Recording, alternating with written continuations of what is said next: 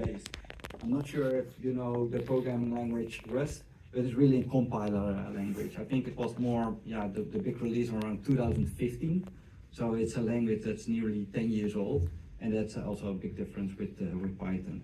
And about Wolfram Schulte, so really the grandmaster of it all, he built the data warehouse of Meta. He did a lot of work at Microsoft. He was part of the Windows and all the Windows things. So he has a very, very large background and also a footprint in the data area, and especially for people that really want to see or hear this more in details.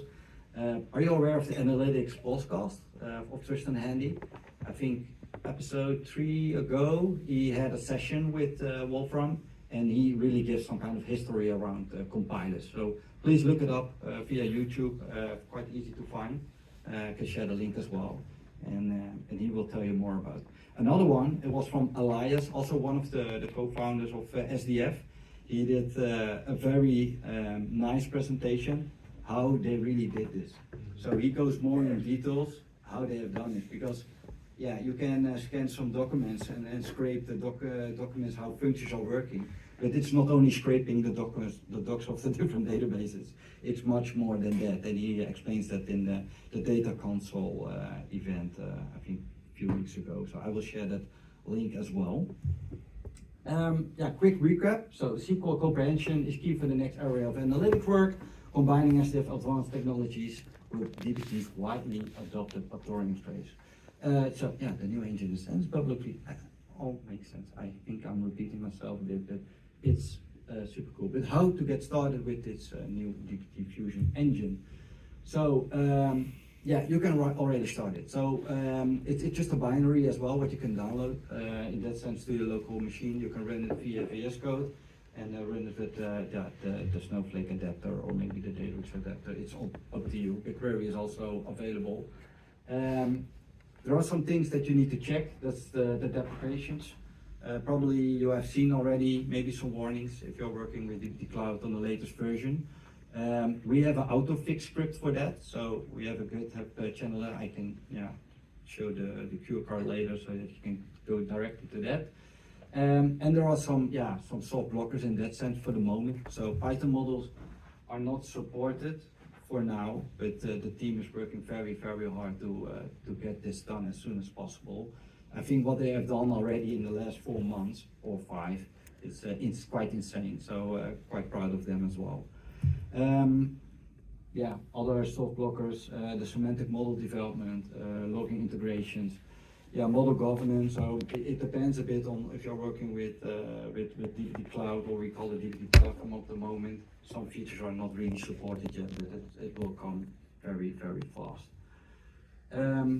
Enable this on your DBT. Go to the latest version, run the deprecations script, and select your environments to upgrade.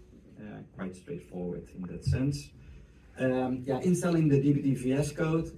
You can just go to VS Code, install it, search for DBT in the marketplace, and you can run it. If you really want to use it in your organization, we say that there is some kind of cap of 15 users. If your organization is running with 50 engineers, all this VS Code, then there should be some kind of agreement there.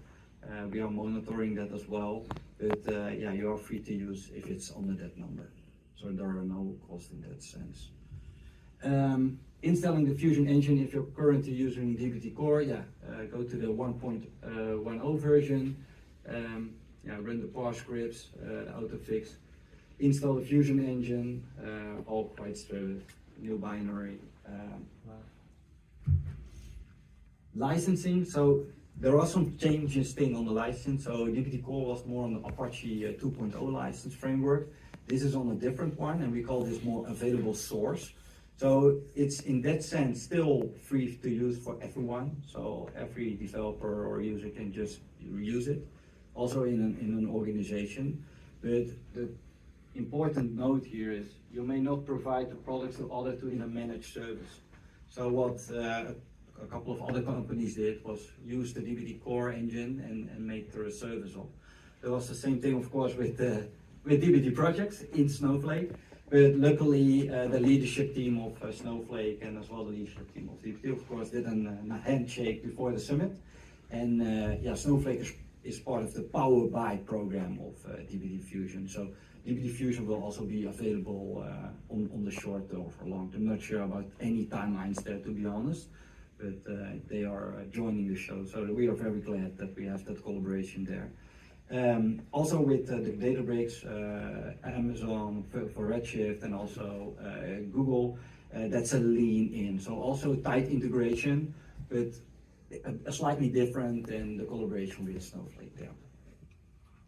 If there are any questions about licensing, to be honest, I'm not a license consultant, but we have also a frequent asked question website. Probably you can find it there. And yeah.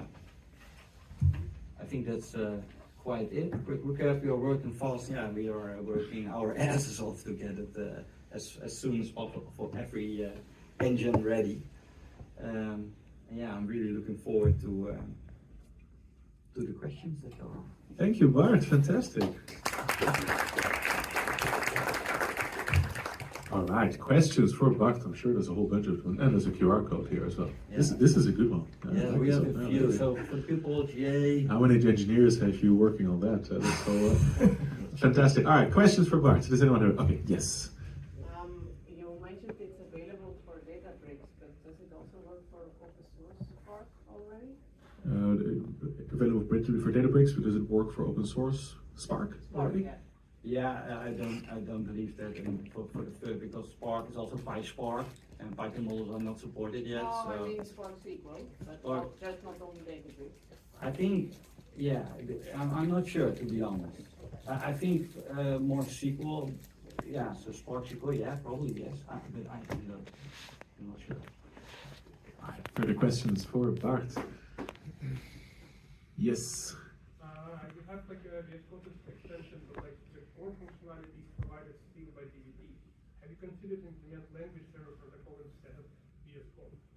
So, sorry, could you say that a little bit louder for us on the front here? So you have VS Code extension, but I guess like most of the errors and like other suggestions come from DBT. So instead of like VS Code like extension, you could probably implement language server protocol, so other IDE could just like use it the same. So you're launching the VS Code extension, but of course the suggestions will come from DBT, and it's just a wrapper around those layers. Are you have any plans of having more API or MCP or other large language model package-based way of running a code assistant? Yeah, I think that's a good question. So the LSP, so the language server protocol, that's installed directly if you're running that thing. But you're mentioning more an API kind of. LSP, Yeah, to be honest, I'm not sure what they're really working on, but at the moment the LSP is then installed locally on your laptop, and then there is the IP behind it to do those checks. But I'm not sure if it's yeah. I'm sure it will come slowly. I think it's one of those where VS Code, because the vast majority of people are using VS Code for their development. I think it makes sense from a licensing point of view as well to sort of start there. Go from there. Great. Any other questions for Bart here? Yes, John. So just the postfix script, does that just identify deprecation, or does it actually fix the deprecations? Yeah, Does it fix it? Yeah, I didn't, but yes, it fixed a few things, but I'm not really sure in what that level it changed. But one of the guys that built it, it's a lot of changes in it that it automatically will fix. Yeah, it will be better than having a cursor do it for you, John. Yeah, and they are it's evolving over time because they are working on it, so it's getting better and better over time. All right, more questions. It's a good.